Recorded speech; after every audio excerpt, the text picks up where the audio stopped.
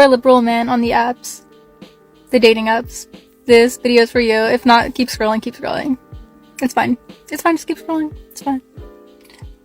Hello, hi. Some of y'all are forgetting to include something on your profiles, and as a bi woman, what am I gonna do with that if you don't say that you're liberal? If you're a white man, are you trying and you match, and you like my profile? Are you see that I'm bi on my profile? Are you trying to convert me? That's racist! I hate to break it to you, sister, but conversion to your sexual preferences kind of died out back in 2004. I mean, what are you talking about here, lady? Your political affiliation is not a personality trait. Most people could not care less about who you vote for. Well, at least used to be. Nowadays, it seems like regardless of who you vote for, you're a member of some type of a cult. I mean, come to think of it, when you say stuff like this, all you're doing is showing people your true ignorance. You pretty much determined that anybody who thinks differently than you is literally evil. And you're saying that the only solution so you feel better is for people just to tattoo their political affiliation on their dating app profile, even though that's going to solve nothing. I guess in your school of thought, lying is only something that other people do. Now, personally, I couldn't care less who you voted for. It's your vote, you use it how you want, whatever. But you don't feel the same way about other people because you're pretty much saying that because you can't tell how people vote when they're on freaking dating apps, all of a sudden it makes your life harder. Are you trying to turn me straight? Or what's going on here? What's going on here? Are you liberal but just didn't write it? What's going on? What's going on here? What's going on here? What's going on here? Okay, so just write. You're liberal, you're leftist, you're socialist. Just write that you're liberal. Just write something on the app to tell me, okay? No. You know what, lady, there is one thing that I find absolutely fascinating about you, and it's not the fact that you're a textbook liberal. I couldn't care less about that one way or the other. The thing that I find interesting is that you are a bisexual, and even though you are bi, you're still on dating apps and unable to find a date, even though you have literally doubled your chances to find somebody. Only for you to turn around and then say anybody who disagrees with you is trying to convert you back to being straight, even though you're already attracted to men and you apparently can't get women interested in you. And even if they were to put their political affiliation within their bio, it really wouldn't matter because odds are you're just going to ignore them anyway for not being handsome or beautiful enough for your unbelievable standards. Now, all of this could be easily alleviated with just a simple civilized conversation with the person that disagrees with you politically, but you don't want to do that because you're already convinced that they're Nazis. So who would want to date you when you have such a hateful view of the other side? I'll give you a hint, sister. It's really nobody. You have failed conclusively. It's over. And there is nothing that you can do here in this room that can turn that around. I just want to sum up what dating is like right now by telling you about my friend's date she went on last night. Actually, more specifically, what this guy told her. She's never seeing this guy again for other reasons, but let me just tell you what he told her about his last relationship. Apparently, this guy was like, oh, I just got out of a 2-month situationship. Yeah, we're using that word seriously and earnestly. I just got out of a 2-month situationship that ended because we didn't really want to see other people, but I just wasn't ready to be exclusive yet. But I was in love with her. A smelly fish. And it's not a card. Oh, well, because you got this story secondhand from your friend, I am sure that this story has not been over-embellished or altered in any way, shape, or form. You gotta love it when women pull this crap. They will hear a story and then automatically assume that it's 100% true without any form of fabrication. But not only that, they will also act like it's happening to them, like she is living vicariously through this story, which may or may not even be true. So my only assumption is that she hasn't had an excuse to feel like a victim lately, so she needs to grasp at a couple of straws in order to make her feel like her life isn't one complete and utter waste of time. But I'm willing to give this story just the slightest hint of leeway because, well, let's just be honest here, situationships have been running supreme in human pair bonding for the last decade. But considering that we're getting this story literally third hand here, that is the only leeway I'm willing to give, and even then, I do it in the most broadest of sense because we have absolutely no way of verifying if this story is even true or not. We didn't want to see other people, but I didn't want to be exclusive, but I was in love with her.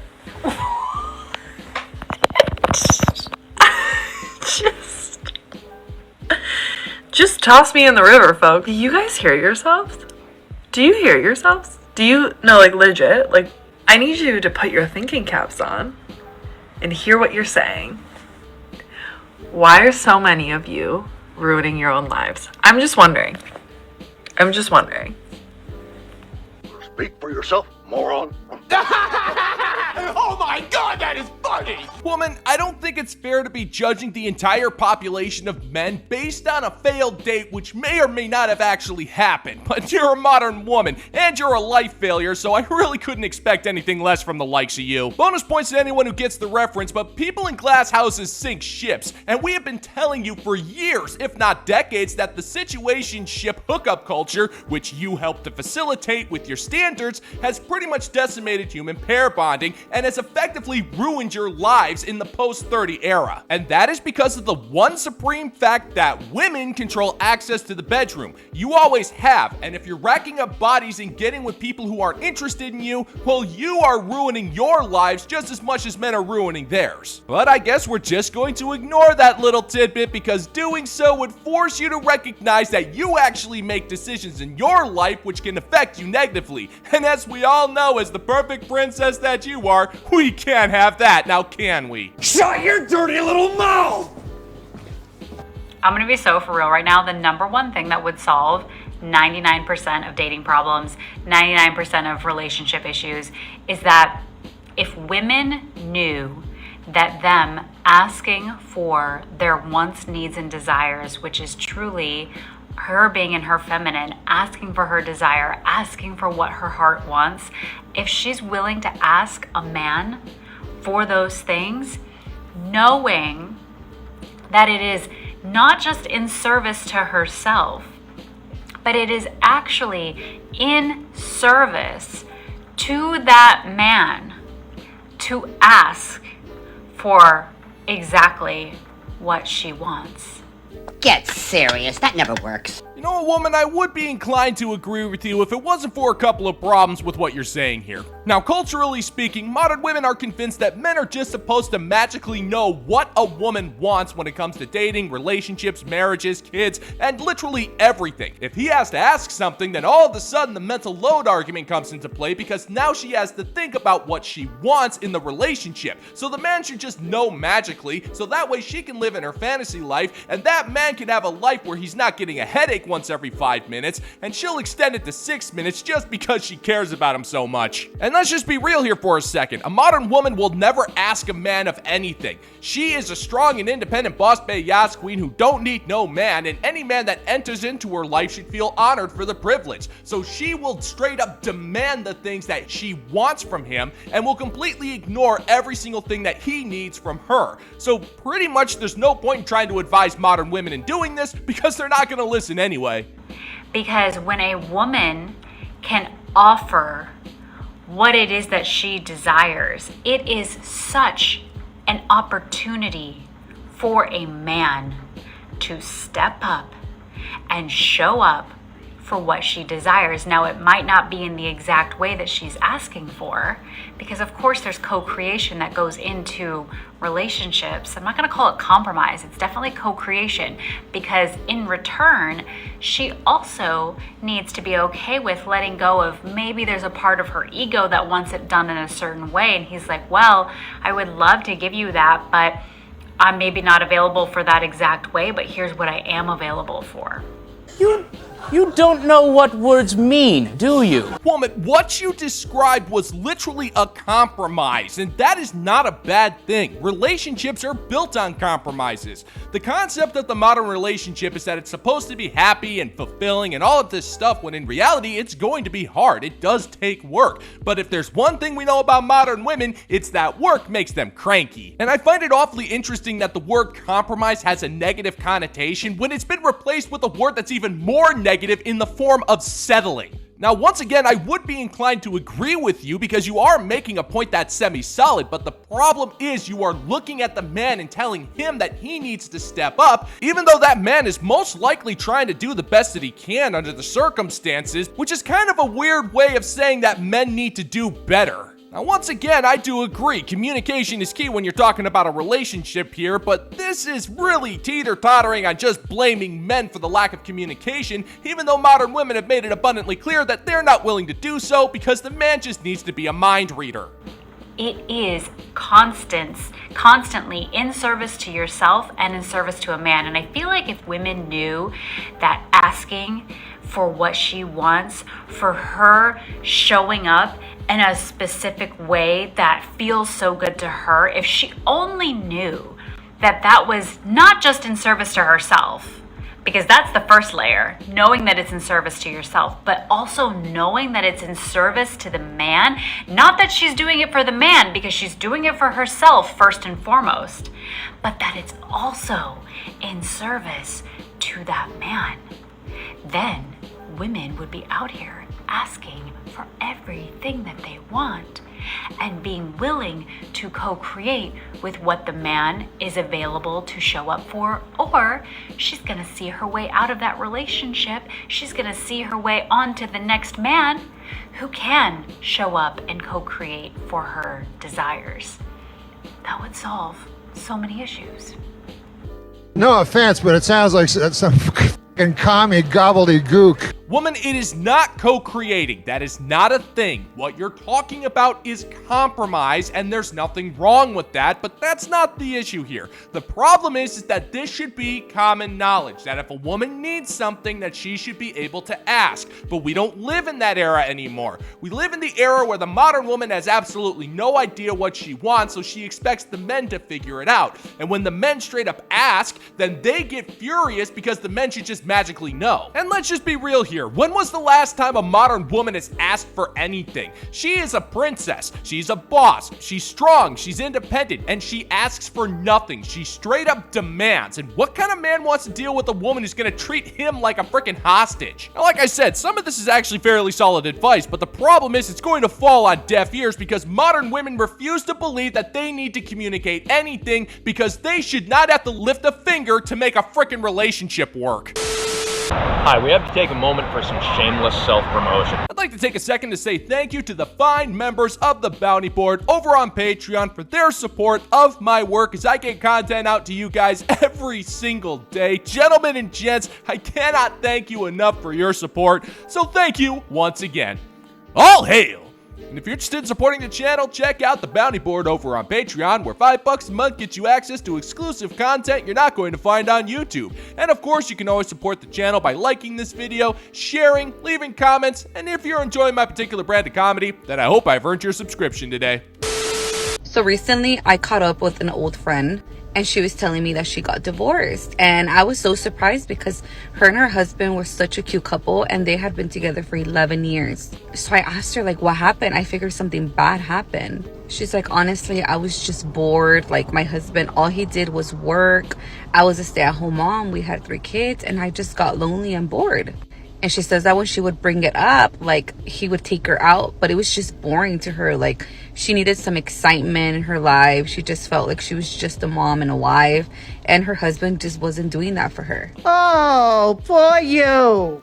You know, there was a time in which getting married required a lifelong bond because you swore a lifelong oath with a man that could only be broken by freaking death. And if you did end up dissolving that marriage, it was considered extremely taboo and somewhat shameful. But nowadays, it's a fashion trend. There is no excuse that is so petty that doesn't justify a divorce, up to and including freaking boredom. And the boredom argument is a classic case of the spousal Kobayashi Maru, so that no matter what the man does, he is always in the wrong and the divorce is justifiable in her eyes. If he's working incredibly hard to provide a life for his wife as well as his children, then he's being boring. But if he turns around and tries to make the effort of taking her out on dates and making life more interesting for her, he's not doing it the right way, so no matter what, she has set him up for failure with the classic no-win scenario. So when she goes to the divorce court, she can claim that it just wasn't working out, and she'll just leave out the whole boredom thing, because if she does that, then she's gonna look like she's in the wrong, and we all know she can't have that. And she had other friends that had, you know, boyfriends, or like they had just got married, and they were always going out, always going on vacation, always partying, like going to the club, going to the bar, hanging out with friends, and they did none of that. And when she would bring it up to her husband would always tell her, like, I gotta work. Like, you know, they had a big house, they had nice things, like he was just trying to work. So they ended up getting divorced, and now, you know, she's single, she lives alone, she's working, and she's dating. If there's one thing I find particularly hilarious about modern marriages, it's how the wife will look at how often she is not going to bars and clubs to determine how much of a failure her marriage actually is. It's kind of funny because clubs are the pinnacle of human irresponsibility. You've got a whole bunch of people dressed provocatively, consuming dangerous amounts of alcohol, and grinding up on each other as if it's some type of softcore movie from the Skinamax era. And it's this type of terrible behavior that modern housewives find is the most fun a woman can possibly ever have, which just goes to show how uninspired the mind of the modern woman truly is. Now, it's fairly obvious that this guy was making good enough money to own a big house, have 3 kids, and support a stay-at-home mom all on one salary, and yet she was still ungrateful for that because apparently her goals of getting drunk every night weren't being met. So I guess her priorities lay elsewhere besides being a good wife and a mother to her freaking children. So then I told her, oh, well, that must be exciting, like dating and stuff. And she's like, no, I fucking hate it. And I was like, why? And she's like, because all they want to do is just have fun. They just want to go to the club. They just want to go to the bar. They just want to hang out, have a good time, and then that's it. She said no one wants to help me out. Like, I'm trying to find someone that's going to help take care of my kids. She's like, I just want someone to be a provider, not just a good time. So I was all like, well, wasn't that what your husband was doing? And she's like, I know. Shut up! This is totally different! Here's what I find interesting. It's that her original complaint was that she was bored and she didn't have time to be able to go out to clubs and hang out with their single girly besties. And now she got exactly what she wanted, but now she's turning around and bitching and moaning that she doesn't have a man who's willing to simp for her and shell out endless amounts of money to give to her and her 3 kids. But here is the best part. Anybody with a lick of common sense would tell you that the types of people who frequent clubs are not exactly the type of people who are keen on providing for children that aren't theirs. But then again, we're dealing with a modern divorcee. Common sense isn't exactly her forte. This is a woman who got everything that she wanted. She got the divorce, she got to go to clubs and got to party, and now she wants everything back, which just goes to show that modern ex-housewives just want to be able to have a hall pass for a couple of weeks where they can just go and act like they're unmarried and then come back as if everything is okay, which is incredibly disrespectful and profoundly selfish, especially if you're a freaking mother. And I guess now her ex-husband is dating someone, like seriously. They have been divorced for a total of 3 years, and he has been dating this girl for 2 years. She has 2 kids, and they're already living together. She says that he's fully taking care of her, like the girl doesn't work, she's a stay-at-home mom, they haven't had any new kids, but they're planning on having kids. And she's pissed because she's like, how can he move on so fast? Like, you know, I can't even find nobody, and he just found someone so quick, and he didn't even want to give us another try, like, blah, blah, blah.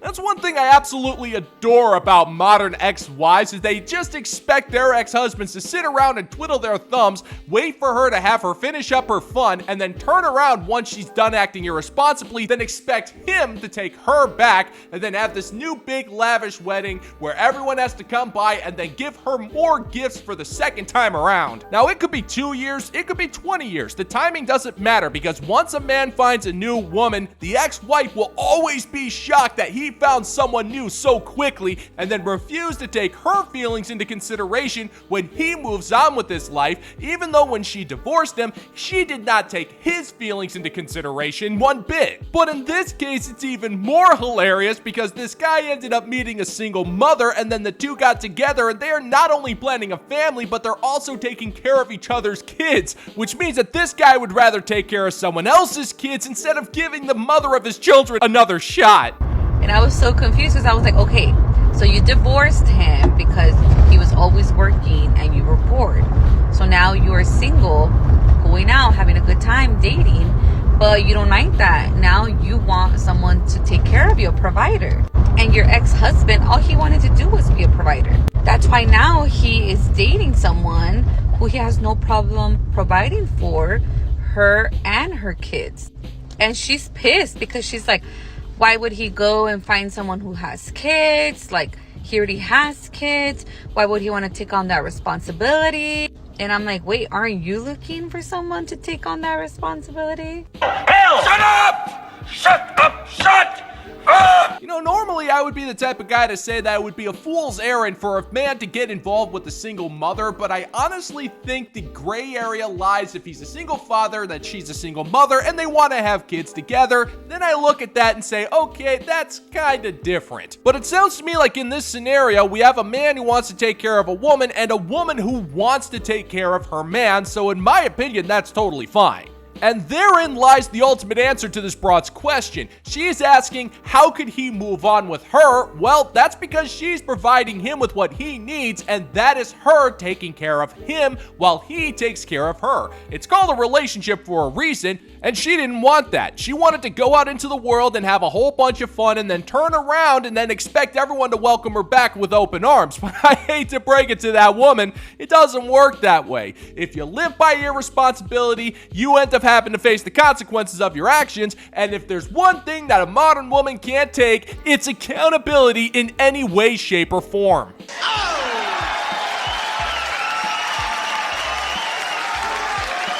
And that's gonna do it for today's video, gentlemen and gents. And as always, if you find that my particular brand of comedy is bringing you to the brink of laughter, then why don't you scroll on down and click that like and subscribe button. Ring the notification bell, leave a couple of comments, and make sure to share this video so we can give the good old-fashioned middle finger to the YouTube algorithm. Thank you so much for checking out the new video, gentlemen and gents, and until next time, peace out, homies.